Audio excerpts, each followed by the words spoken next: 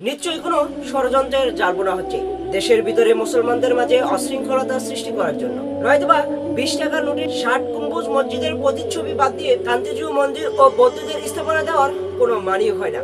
কি প্রয়োজন এটার পরিবর্তন করা? সংখ্যালঘু অর্থাৎ হিন্দু, বৌদ্ধ, খ্রিস্টান এরা তো দেশের জন্য আলাদাভাবে এমন কিছু করেনি যে তাদের সংস্কৃতিকে 95% মুসলিম দেশে উচ্চ স্থান দিতে হবে। হ্যাঁ, আমি সংখ্যালঘুদের বিরোধিতা করছি না, কেননা তারা এই গণতান্ত্রিক দেশেরই নাগরিক। সংবিধান প্রত্যেককে নিজ ধর্ম এবং সংস্কৃতি পালনের অধিকার দিয়েছে, এমনকি আমাদের ধর্ম এই আইনের বিরোধী নয়।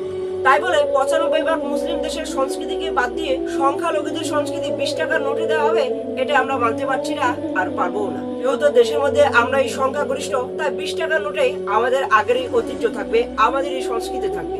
এই 20 টাকার নোট বাজারে আসার আগেই এর পরিবর্তন চাই। স্বাধীন দেশে কোনো বৈষম্য চলবে না। হ্যাঁ প্রিয় দর্শক, আপনারা যদি আমার সাথে একমত হন তাহলে এখন থেকে এই নোটের বিরোধিতা করুন। আমরা দেশের মাঝে সংখ্যাগরিষ্ঠ, তাই আমাদের এই সংস্কৃতি বহাল থাকবে।